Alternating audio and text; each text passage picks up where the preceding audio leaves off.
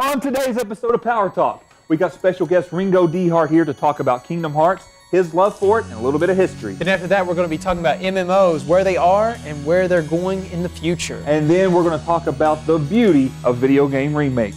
So stay tuned for some Power Talk.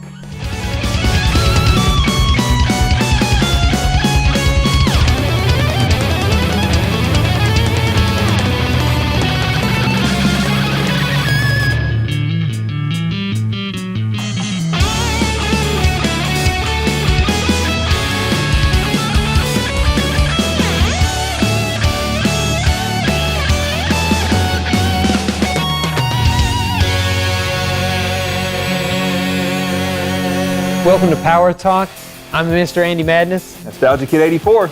And we got a really good segment coming up right now with Kingdom Hearts. You know, that's a big thing. I see you got this Keyblade here. The Keyblade, and we have to throw this out there, donated by the champ.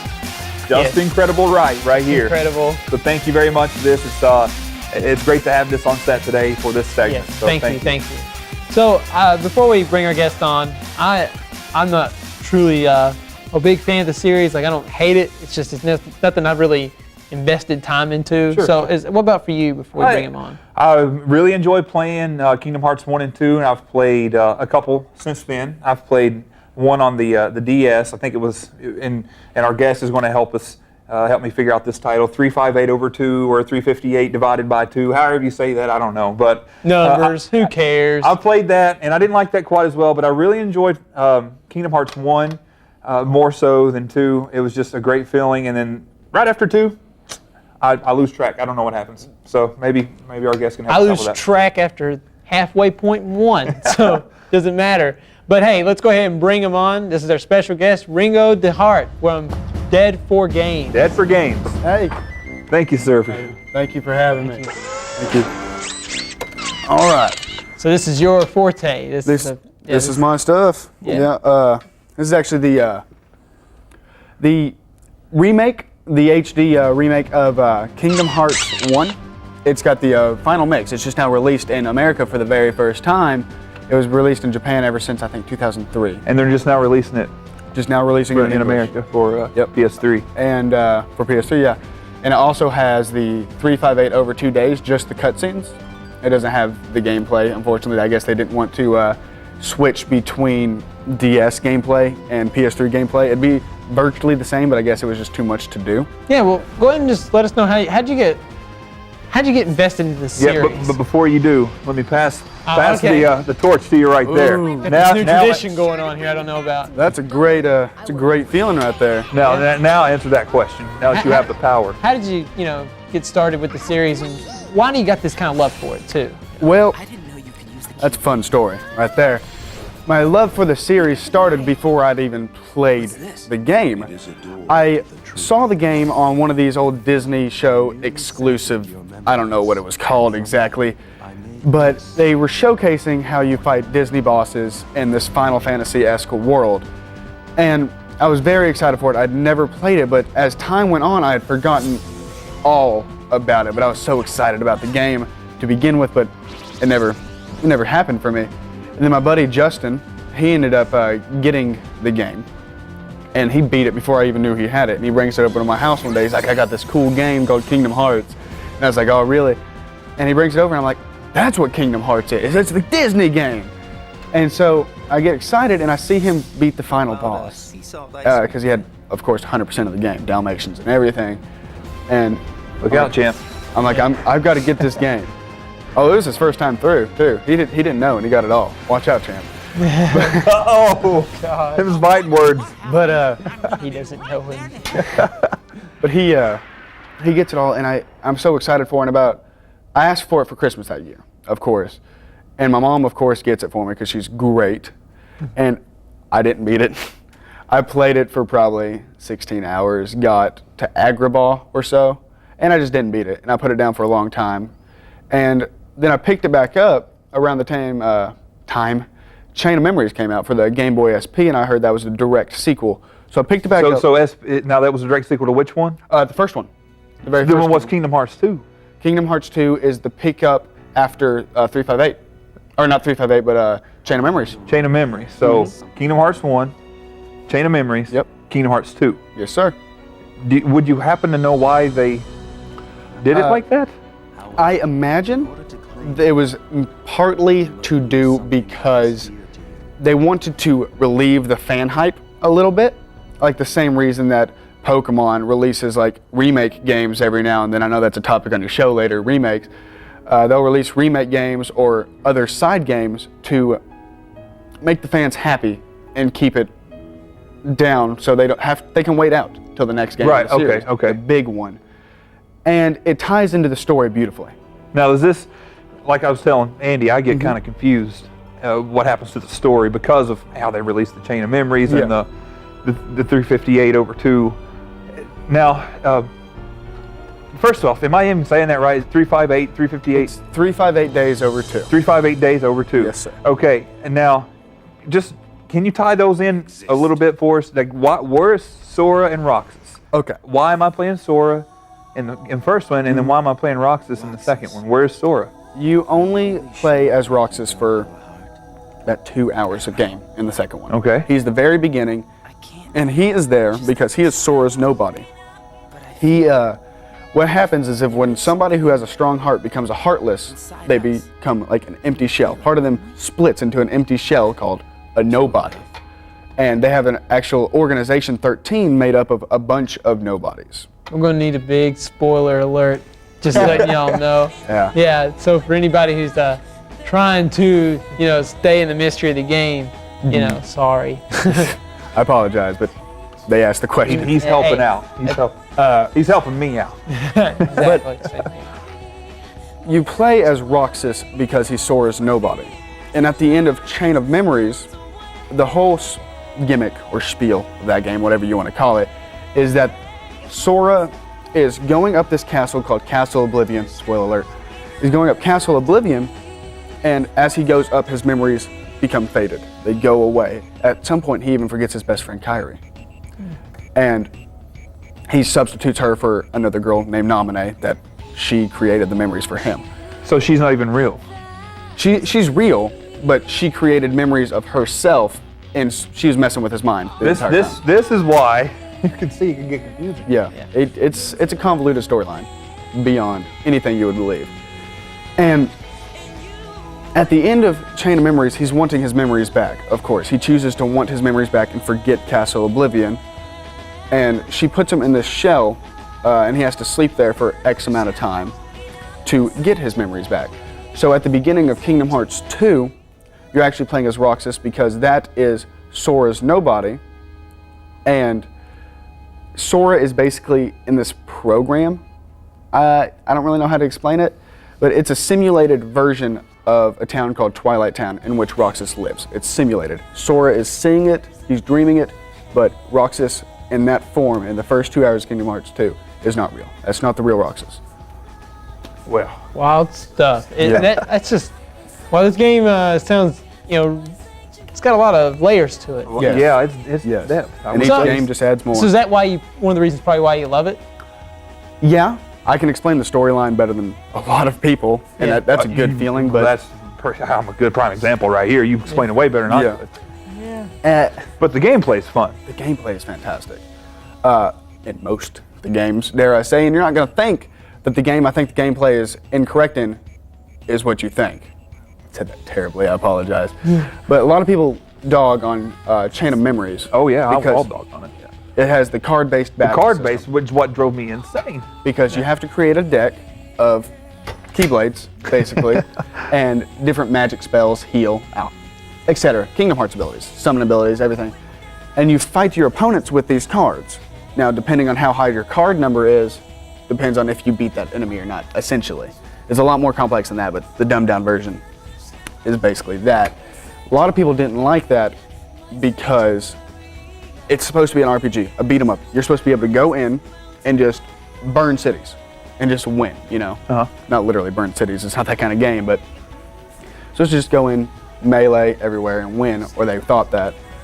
But I liked it. It was a change of pace from your ordinary RPG. Yeah, not random encounters sort of thing. Well, it has randomish encounters. Randomish, right. They appear, from my memory of it, they kind of just appear and you can choose to fight. You can run away from them. And it's not like in an RPG where you got to watch the loading screen occur to the battle. Then, like if you look at Final Fantasy 7 and 8, you got to wait for the monster, the little part where the camera dances around. You don't have to do that. This is more of an active battle. It's very, it's Zelda. Yeah, an action RPG maybe. It's Zelda. It's exactly like that, you know. I've never played Zelda. Oh wow. Ladies and gentlemen, we're going to have to end this show early right now. We're going to handle this man right here. I own the first one on my WiiWare, but I can't get past it. I just can't do it. I don't know why. But wow. But then again, I haven't really sat down. First for us. I haven't sat down and tried. I didn't take my Ritalin that day. All right. I didn't try. We're going to hope he takes it, and we're going to hope he gets it. You know, that's definitely... I'll go home tonight, and I'll get it. I'll make sure I get through it. That way I'm not too terrible. All right, so we heard through the grapevine that you know a little bit about MMORPGs. Yes. So would you like to join us on our next segment? Sure. All right, great. Sure. Well, we're going to kick it to a commercial break, and we'll see you. After these messages, we'll be right back.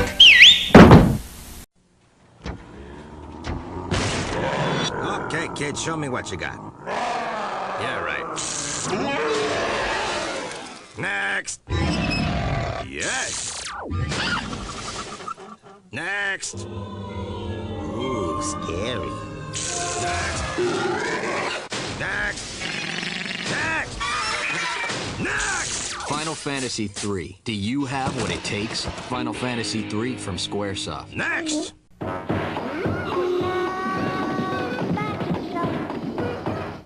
And we're back, and now we're talking about something that I think is just a phenomenon of my generation, and then still one, I think, of the new generations to come, are massively multiplayer online role-playing games, MMORPGs. Just to start off, before we kick it off here, just the idea of it is MMOs are kind of like the D&D on the internet. It's kind of like how it is. And prior to MMOs, the only kind of role-playing games you had were your console games like Final Fantasy III, Final Fantasy VII, Kingdom Hearts. Well, actually, you know, MMOs were out by that time, but you get what I mean. But prior to that, the only massively role-playing game that was out there was tabletop RPGs, which are pen and paper style. But, you know, up in the late 90s, these type of games appear where you make a persona and you live in this world. Right. So it's really a unique genre of gaming, and it has expanded over the past 10 plus years, and it's went from very subscription-based to free-to-play. It's evolved, and it's still evolving. It is very widely evolving. So, you know, with all that to say, since you've got us here, Ringo, you know, what was you started off on? What was your first MMORPG? I was started off on my, what would it have been, 11th birthday by my cousin Matt. I got it to the day, August 4th, 2004. Wow. I got it to the day. And he came to my house on my birthday, of course, and he was playing this game on the internet called RuneScape. Of course, the seed. I think a lot of us started with RuneScape. The seed of MMOs, I like to call it, the mother of them. But he showed me RuneScape, and I saw the one big thing that stuck with me, and I don't know why. But he killed a rat, took the rat's meat, put it over a fire that some other guy built, and then ate the rat meat and healed himself. And I know people who do that in real life. We're in Eastern Kentucky here, Ringo, you know. There's people out there, man. It's just raccoons instead. Well, yeah. Well, we're joking. Mostly. That's West Virginia, really. Oh! We're going to get so much. But so you started on We RuneScape. love you, West Virginia. Yeah, Wild and wonderful. We do. Of course, yeah. So you started on RuneScape. Yeah, I started on RuneScape, like most people did, and I started playing it, and I introduced it to all my friends who quickly surpassed me, because while I was cooking chickens to improve my cooking skill, they were killing cows to improve their battle skill. So they surpassed me in actual levels. Cause, hey, everybody has their place. Yeah, exactly. And I faded in and out of RuneScape, which was the only MMO I knew of at the time. I didn't do a lot of internet searching. I just kind of was there to watch YouTube. Well, and that's fine, you know, Yeah. and that's the thing. You started on RuneScape. I started on a game called Tibia, which got really big in Pike I've not County, even heard Kentucky. of it, so. And it's funny, you know, Tibia was just this game in 8th grade everyone was just really into for some reason. And I remember looking at it. I didn't have the internet I didn't have it at the house. I just wasn't something my parents were interested in. I remember seeing Tibia, and I'm like, what is this kind of game? It's like, oh, you make a character and you walk around, and my friends would be telling stories like, yeah, this guy would kill this guy, and they actually get in a fight at school over it. So, and it was really strange for me. So Tibia was my first. And what about you, Nostalgia? Did you have a first? Yeah, I did actually. And this is kind of funny for me because we started back when RuneScape was brand new. I used to go to this website called jagex.com, Jagex.com. In high school, we would go to computer class, and instead of type and do what we were supposed to do, we played chess, checkers, and Connect 4 on Jagex.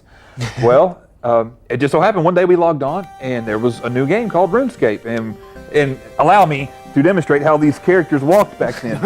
It was literally like this. That is how these characters walked on RuneScape. We were like, what in the world is this? We had no idea, but we kind of all got into it on the network there. We saw that we could all play it together. My character was with my friend's character, with his friend's character, and we were all connected, and we were like, this is really cool. For me, however, it did not last that long because I quickly saw how much time you would have to invest into it because it wasn't like a standard RPG for me, but where I could go and level up and you just save and wait till the next day, or you just cut it back on the next day and just play. But now you got friends you're kind of in a way competing with. And the thing is, I'd say the first MMO, it's kind of hard to pinpoint that. There's who knows what was made in Europe prior to what we got in America or even Japan.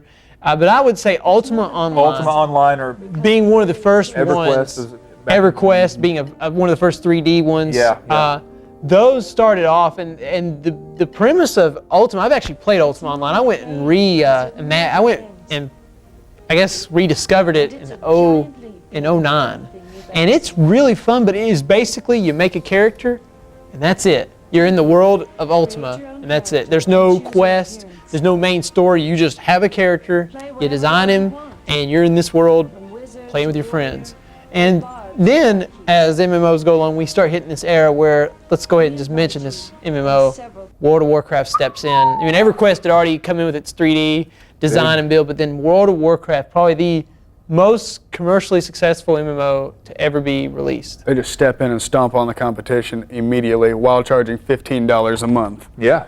Which isn't bad. I mean, that's not a hard price to be. In this game, to this day, I mean, what was their subscription based in like 07 when they was trying to sell the Burning Crusade? They would say, what, 11 million? Yeah. 9 million? At least 9 million. That's crazy. And here's the thing. People can say what they want to about them. The games were so fun that people would literally not come out of their basement for weeks at a time. A lot of tragedies revolve around tragedies were involved. Neglecting parents. It's very common. And they're dangerous. Well, I won't say the games are dangerous because I don't believe in that, but I will say they are habit forming. There's an addiction here. Yeah, and there are addictions for MMOs and such. So World of Warcraft was the first one I ever heard about being so critically powerful on the media that people who played it were actually neglecting their life duties to keep playing this game. Yes, people were losing their jobs, boyfriends was losing their girlfriends, husbands were losing their wives, and in some cases I'm sure that was vice versa. There's actually a story where I worked with a girl at McDonald's, and she was with a guy for 5 years, and he started playing World of Warcraft, and she made him choose World of Warcraft for her because he put too much time into I'm telling you, into the game. I'd be like, Warcraft. No joke. I'm gonna miss her. Seriously though, there is something to be said for that. If a company, Blizzard, if they had the foresight to make such a game that was that addicting to people, it had to be fun, right? I mean, or else why would they? It's unique. The thing is, EverQuest came at a time when, I'm just going to say it for our region, internet just wasn't big yet. Right, it's true. When Warcraft hit, I had one friend who had level 60, which was the cap at the time, through dial-up, and he was popular in the geek section of our school because he actually had like 3 or 4 level 60s on dial-up. But then we get DSL and cable come to Eastern Kentucky and around this area, and World of Warcraft just releases Burning Crusade, and that's when you really started seeing this mass of people in our area getting into it. But I'm sure across the world, in the more developed sections like the New York, Miami, all those sections really had these people. It's such a unique kind of game. The internet had just gotten where you didn't need to get off the phone and stuff. So it's like people were investing in this world that is massive. Yep. And it changed a lot of the way the gaming industry worked. And EverQuest was, my first time seeing EverQuest was a married couple playing it. EverQuest 2 to be exact. I walked into their house and I didn't know them. I knew their son, and I'm like, your parents play EverQuest? Well, that's a funny story. I have a good friend I grew up with, and he actually met his wife playing Final Fantasy 11. I mean, he didn't know her. He met this girl just typing, at first. First met. Yeah, they first met just playing Final Fantasy 11 online, and just typing at first. They got the headset and started talking to one another. He moved out to Utah. From here, Eastern Kentucky, flew to Utah, marries this girl. And I got friends who have the same case with Final Fantasy 11. Wow. That's Final Fantasy 11, guys. Want to find them? Well, now it's 14. Yeah. So get on Final Fantasy Don't 14. go to bars. Don't go to bars. Don't play Final Fantasy 14. Don't waste your money on the alcohol. Find the better Just get a ones on the subscription, play a video game, and start talking to that girl that's that may not be an actual girl. You know how it is these days. But then the thing is about World of Warcraft and those old MMOs, they had a very they had a combat system, which is why I never got into them. They had a combat system which I did not like. You just kind of I'm not saying it's not technical. Once you get into spells and abilities, it gets a little more complicated, but there's a lot of just click and watch. Yeah. Push a button and watch. I've never played. I own World of Warcraft. That's the first thing I bought whenever I was 17, got my first paycheck from McDonald's. First thing I bought, I paid my $15 for like 3-month card. I played it 3 times, and I can't get into it. Yeah, it's the same thing. Very similar. Yeah, I went to my brother's house and watched his roommate actually play it. And one of the things that got me when I was watching him is he was some really funny looking animal. I don't know what, or he was riding this thing, I think his character was. But it took him, like he said, maybe an hour, literally an hour of travel time just to make him from point A to point B to where he was going. And I just thought the concept of that in my head just absolutely ridiculous, because I'm used to playing these video games where the world is not so open and not so large, Well, we were console gamers. Right. Console gamers, Ultima 7, the Black Gate, when it came on the SNES, that's nowhere near the same game as Ultima 7, the Black Gate on PC. And only PC people understood those massive worlds even before online gaming, which, I'll just say, I wasn't a PC gamer growing up. But the thing is, these games were subscription-based. You paid a monthly fee, and that was how it worked. But now we start seeing this trend. I'd say it's been going on since about 2011. Free-to-plays. Free-to-plays. And now they're different. They're not just all fantasy. We're going to go ahead and start with APB Reloaded, which is an MMO. I call it an MMORPG. You build a character.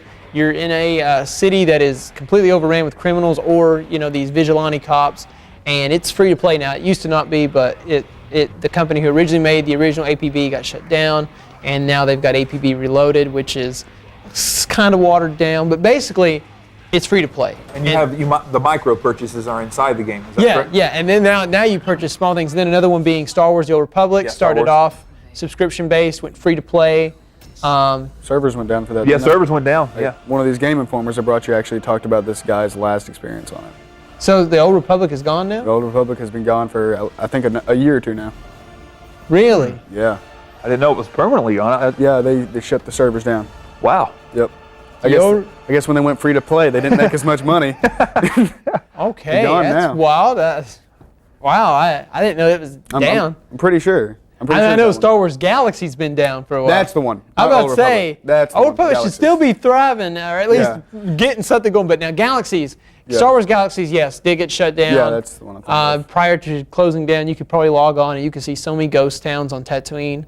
I think the servers are shut down completely and you can't log on. Well, back before they even closed the game out, you could wander, and because you could build your own home in that game, and you could just see ghost towns where it used to be populated. Did you know a lot of people demand a Sims online experience? The game, The Sims, they want people to be able to be in the neighborhood. They released that a long time ago. Yeah, they had a Sims Online. It lasted 3 months. Yeah, and once again, not all MMOs are successful. Was that just because they didn't make the money? I don't know. I read the Wikipedia on it, and they don't know much, of course. I mean, it's Wikipedia. You can't expect much of it anyway. But if it's on the internet, it's true. I mean, we all know that. Yeah. From what I understood, at least from the Wikipedia page, it was something like EA had other projects in development and they couldn't keep the servers up, or something of the sort. I don't think it was a money issue because they sold a bunch of copies. Well, that's sad. We'll get a new Sims though, and you can bring it back. But the beauty of these games is the community. Right. That's the beauty of these MMOs. Totally agree. Diablo 2, for example. We played, let me reiterate a little bit. I did play a lot of Diablo 2 with friends. I never went out and explored on my own, but we would have my friends and I would call and say, hey, you want to do some Diablo 2 together? And that was really cool because back then we were all had consoles, and there wasn't any way to get online and play consoles together. So we connected through these PC games in that kind of world, and it was a lot of fun. And that's a really good game to do that with. Now, and also just to clarify, that's with that was in BattleNet, which was free. Yeah. So Blizzard, think about Magic the Gathering, I guess. Blizzard really had this idea. BattleNet was free, and then World of Warcraft subscription base, which came after. So you kind of see that the business caps were starting to light up there. But essentially the beauty of those games with the community, and what I was trying to get at was, when you play an MMO and the community's good, you actually see things like stock markets. You get to see a stock market of your server. You can really invest in currency and really try to make that fluctuate. And actually in Diablo 2, where so much hacking was going on, which is one of the problems, there was so much hacking going on that the currency wasn't in coins, but there was a specific item. I want to make sure I'm right. A Ring of Jordan, right? ROJs? Maybe Stone of Jordan, Ring of Jordan. I can't remember. I honestly can't remember. But that was the item. That was the item of currency back in the day, with money being able to be duplicated easy. Yeah, I totally remember that though. I remember having my friend I was like, send me some money, and just money would just drop on my screen and make it rain. It's kind of like that. I do remember that now. And now we got new games coming up like Elder Scrolls Online, which now where I'm trying to get with the combat system, with the boredom of World of Warcraft, that's non-existent. It doesn't look like it anyways. I got friends who got to play the beta, and it's not the case. They say it's like playing Skyrim with friends, which is what I'm hoping for. I'm actually going to get it as soon as it comes out. So I've actually never played Skyrim. To look forward to. I own Skyrim. I've never All right, played Ringo, you can't talk anymore. I've never played Skyrim. I own it. I got it at the house. I thought about bringing the case. We're gonna silence him right now before I explode. We're gonna go to a commercial. When we get back, we're gonna discuss some video game remakes. So just stay tuned. After these messages, we'll be right back. Walk away, you don't hear me say, please, oh baby, don't go.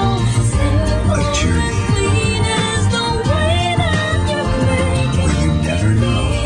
Tonight, it's hard to let go. Next. Kingdom Hearts, PlayStation 2, rated E for everyone. This wears soft.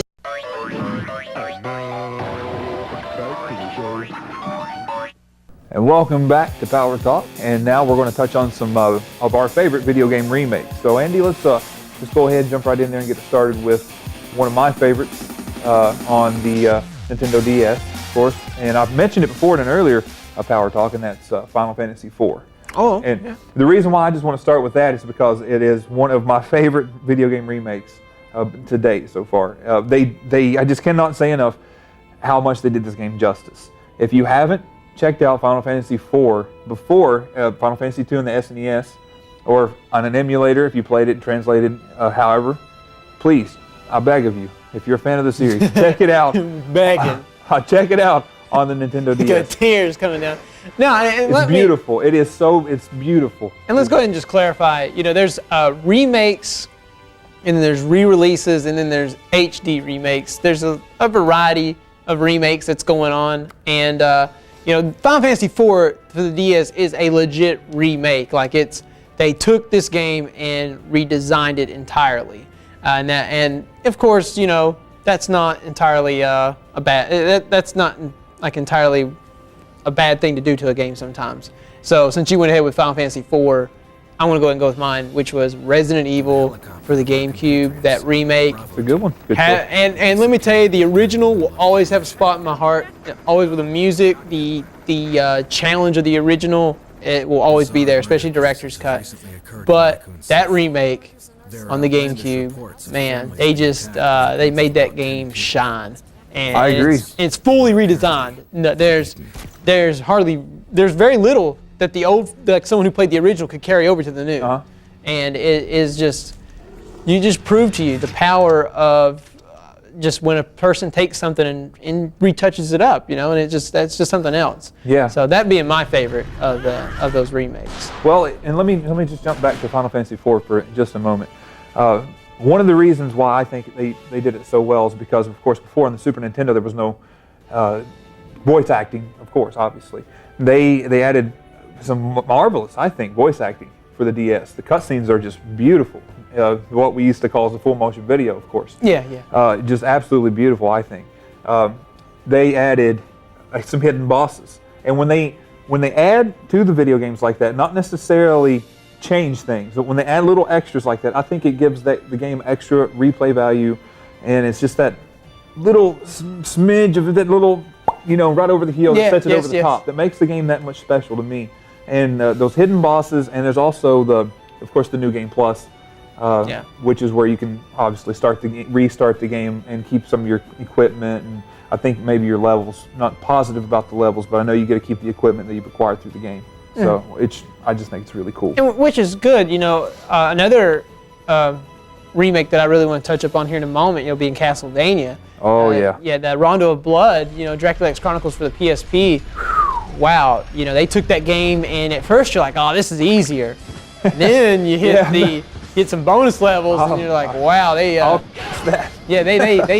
made this game really hard, and that's just another one of those that's really good. But before that, I think remakes that completely take a game and just change it to a new level, I think they're necessary.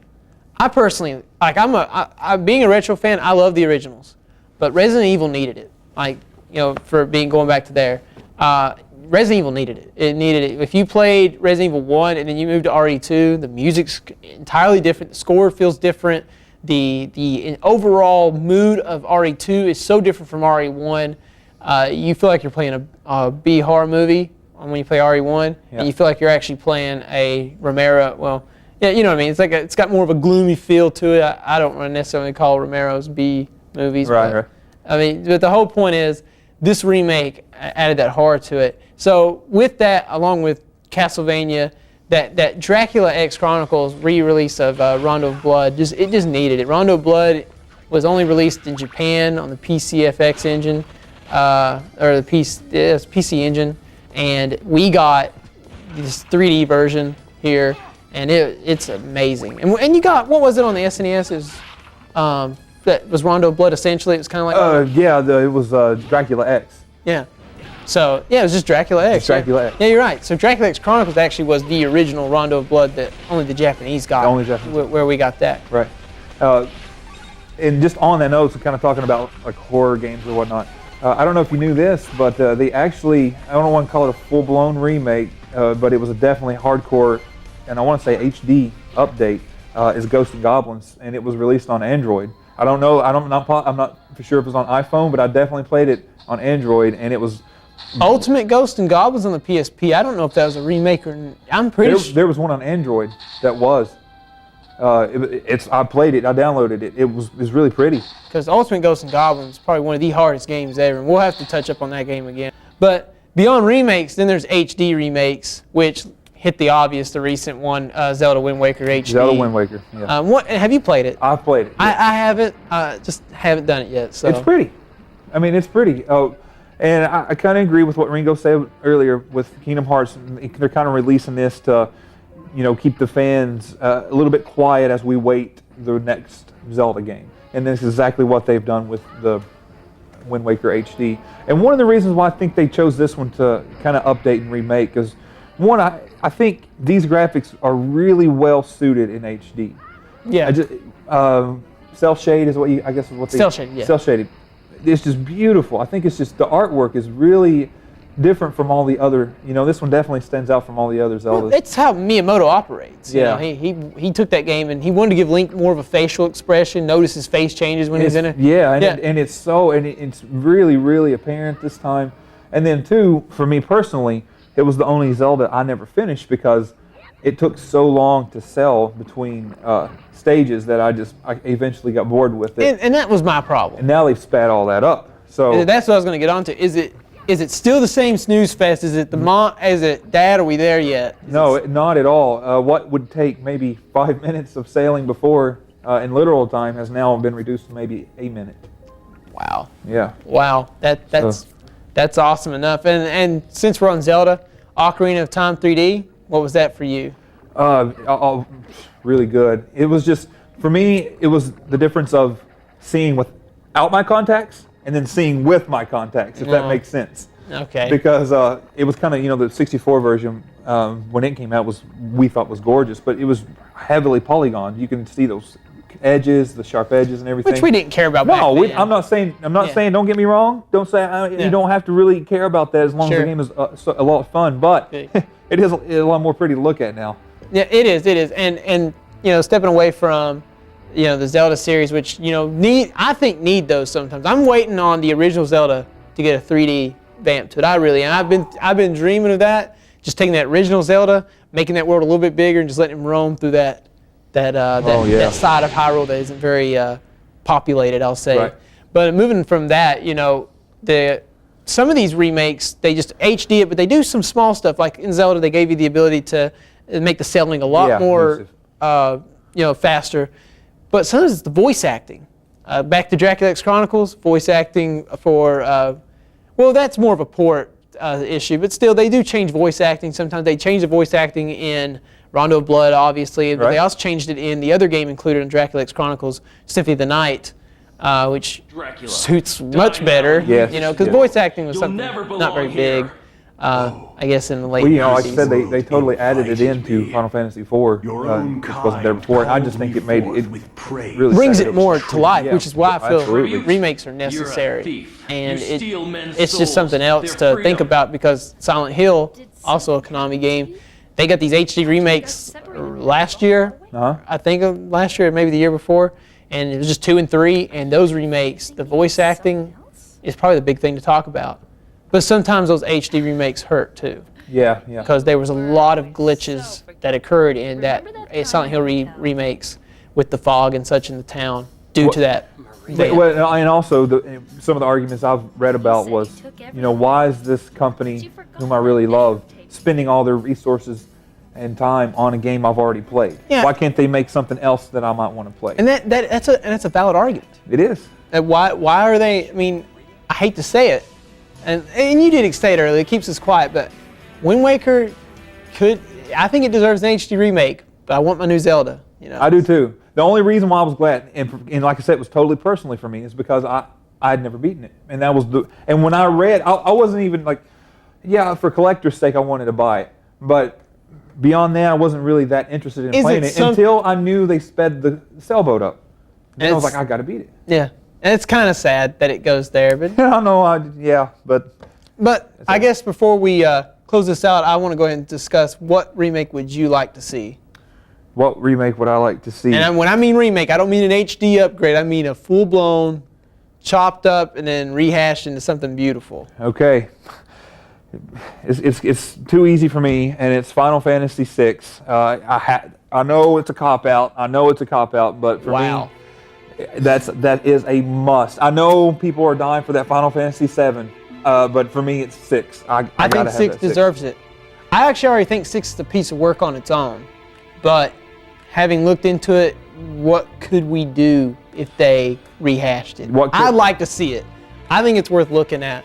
So that's not a bad one. My personal one, and a lot of Mario fans are going to hate me, but Super Mario 64 is my favorite 3D Mario game.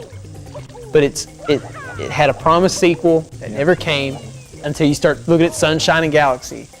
I want Miyamoto to take that 64 title and give it, and he did it in 3DS, but I want him to take it and really take that game, that style, and remake it where he can include all the worlds he wanted to. Yeah. I'm sorry, but the DS port did not feel like his true vision. It just didn't. It felt like they added a couple of features just for people who bought on the DS. I want his. He originally had so many levels planned. Luigi was originally supposed to be in it. Yoshi's supposed to be rideable in it. There was a lot of these things Miyamoto wanted, he never got it. And just like Resident Evil, which had to get cut short, like the whole section of the mansion that got added on in the remake had to get cut out the last minute.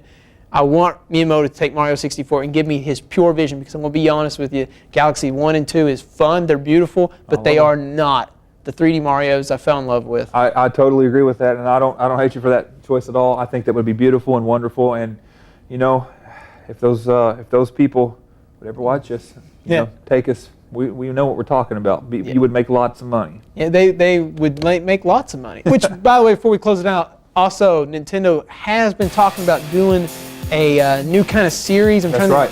And apparently there's a logo already been released, and it's about HD remakes of 64. And look at WiiWare currently. There are no 64 titles released. So something to that. That's all I'm saying. Yeah. So folks, be on the lookout. But we're gonna go ahead and cut to commercial when we get back. We're gonna go ahead and just close it out and you know, say goodbye. Stay tuned. After these messages, we'll be right back. Mom. Come on, Mario. Come on, Mario, jump! I give up.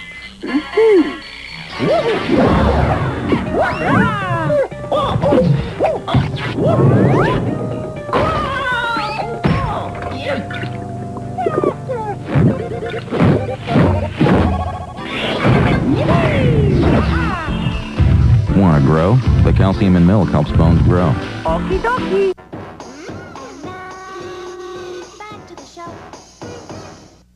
Well, folks, that's all we have for today's Power Talk. We want to thank our special guest Ringo DeHart for coming here and talking to us about Kingdom Hearts. Yeah, I really enjoyed it. You know, really got me interested back in the series. Yeah, you can check him out on YouTube at Dead4 Games. Yeah, and also check us out as well. Miss Great Madness and myself today's board. And folks, we really want to thank you for subscribing, checking us out. We had a lot of fun with the show. We had a lot of fun, you know, to present pretty much what we talk about every other day. Right. This is just really who we are, and we want to give some content that the viewers like, and we just thank you very much, and just going to express that to the fullest. So until next time, folks, remember the power is in your hands.